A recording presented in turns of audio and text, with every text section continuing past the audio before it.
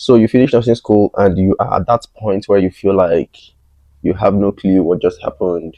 It's finally over, and now you are faced with taking the NCLEX, and you're scared. You're worried that you might fail the NCLEX because, well, you've heard about stories of people who have had to take the NCLEX multiple times, and it freaks you out. Yeah, that was my story a couple of months back in April when I finished nursing school. So I finished. I was like, what the hell am I going to do now? Yeah, so I was actually worried about the exam, not because I didn't know what to do or because I struggled through nursing school. Not really that, but it's just like the stories we hear sometimes just kind of leaves a mark at somewhere at the back of our minds, and we just pick up on these things. And well, I was pretty much worried. But here is what I did that helped me pass my NCLEX first try and in 85 questions. If that's something you want to listen to, stick around for this one.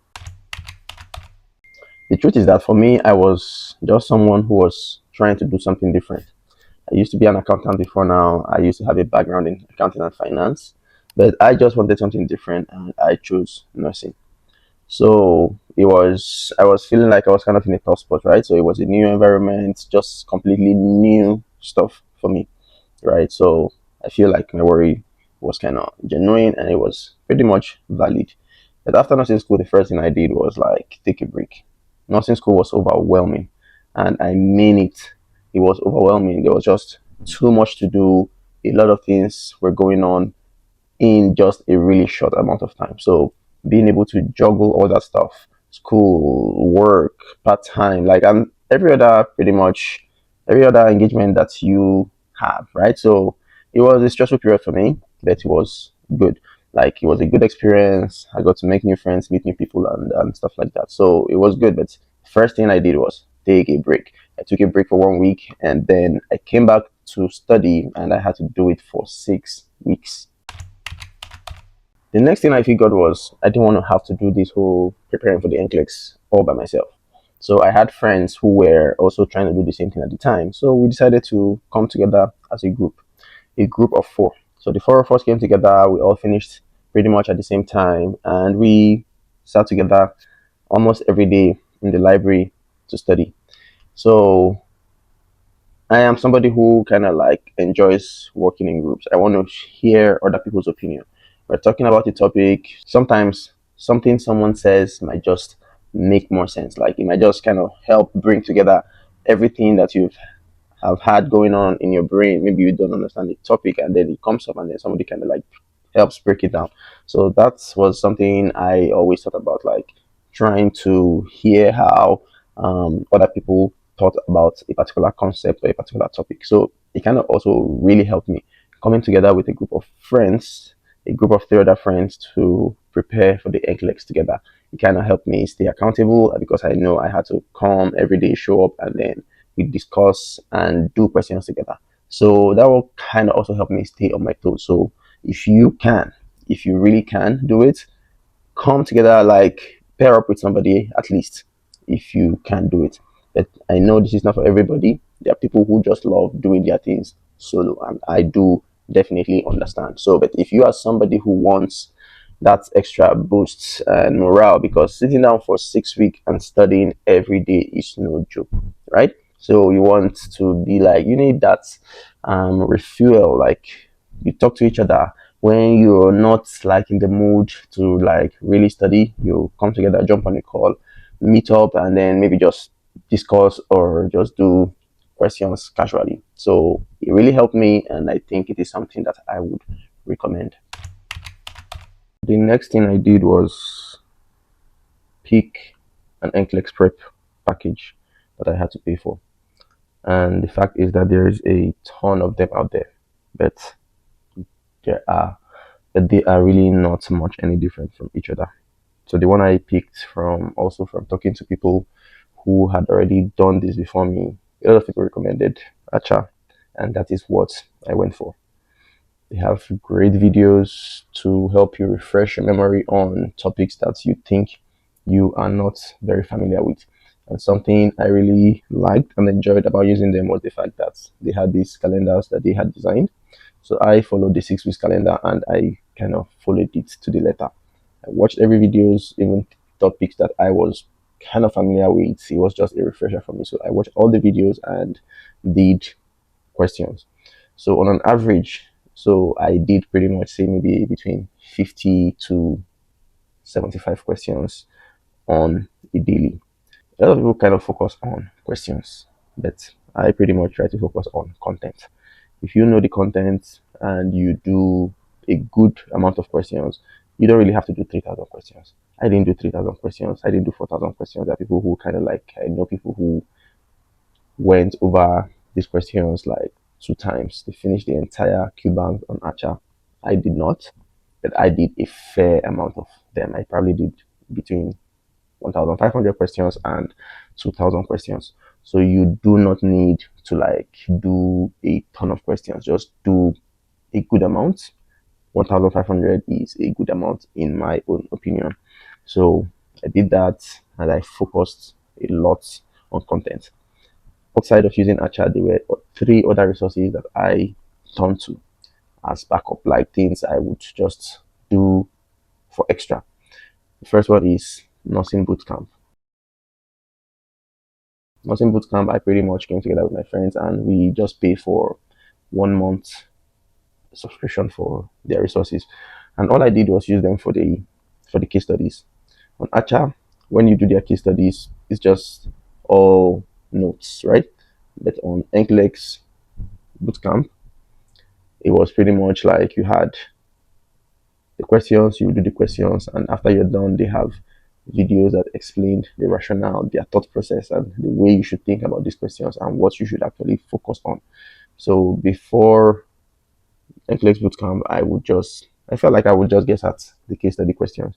But after using their resources, it was able to help shape the way I looked at case study questions and the way I thought about them. And don't get it twisted, the case studies are a huge part of the NCLEX exam. I did about 6 case studies in my 85 questions. I'm not exactly sure, but it was at least 5. And that's at least 25 questions from all the 85 questions that I had to do on the exam. So take it serious. It could make or break it could make or break you. It could be the reason you pass or you fail. You get. So the next one I used again was NCLEX High Yield. Dr. Z is amazing. All I had to do was use the free resources on YouTube and on his Instagram page. So I didn't have to pay for nothing. I just watched his videos and I loved how he would break down a disease process. He would go from start to finish and talk about how you should actually look at these things, right? And he had really great mnemonics and things that would help you remember things that you actually want to remember on the exam. And the last one was Mark K. I can't say enough about it. A lot of people say it's old, but I find that it is still relevant even today. It kind of helped lay the groundwork for me. Was the first thing I really kind of listened to before I now went into using Archer. I would also listen to the audios on repeat when I'm at the gym, I'm taking a walk, I'm doing something that I really don't have to pay too much attention to. So it was in my head. A lot of things that he said in those videos, what's what it was. A lot of the things he said in those videos basically helped me on the exam. So don't get it twisted. If you get the chance, if you think it's relevant, listen to it, and especially the the last recording. I think that's the 12th one where he did and focused on prioritization and how you should go about doing prioritization questions. So these were the resources I used, no more, no less. There are people who just turn to free resources on YouTube and they are still able to pass, right? There are people who use YouTube and ChatGPT. There's just a lot of resources, a lot of things that is out there that you can use, but you have to put in the work. You have to do the work. If you don't do that, your chances of passing kind of goes down. But these are the things that I used that helped me pass mine in 85 questions. So pick whatever resources that appeal to you and just run with it. They are all the same in my opinion. So another thing that I tried to do was also pay attention to things that I was doing wrong. A lot of the times I noticed that I don't get to read question to the end because I feel like, oh, okay, I know what's going on here, right? Sometimes I would misread questions just because I was trying to be in a haste, do and just kind of like build up my pace preparing for the exam, right? Don't want to spend a lot of time on a particular question and stuff like that. So sometimes I never really get to read the questions properly, and this kind of like affected me. Another thing I noticed was not really trying to find out exactly what the questions were targeting or what they were looking out for. When I failed a question, I would go back, I would really look at that question and, okay, what exactly did I miss? Okay, maybe two answers were, or two options were similar. So, what was the trick? What threw me off? I took note of that, and these are some of the things that I made sure that I made a mental note of going into my exam. So take some time and write down the mistakes that you were making with questions, the common mistakes that you were making, and see how you can correct them before the exam. It's not a difficult exam. People really get riled up and overwhelmed about preparing for the exam, but it is really not that bad. Do the work, prepare, and you will pass. So I'm not gonna sit down here and downplay how maybe how hard it is for maybe for other people who have had to do this exam multiple times. But sit down, do the work. Just to wrap up this, coming together with people helped me save money. I had to split payments of the resources that needed to be paid for with other people. So if that is something you can do, you're worried about money, you want to pay for more than one resource, consider getting a buddy. Partner with somebody and do this thing together. I came together with three of my friends, and I can tell you for sure it was 100% pass rate for the four of us. Three people had to pass in 85 questions, and one person went up to 150. And I can tell you, I went up to 85, and I am not the smartest of the group.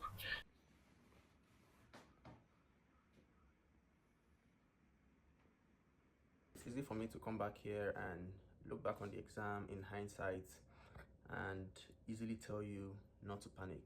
But for real, there's really no reason to panic about the exam. Consistency is one thing that pays.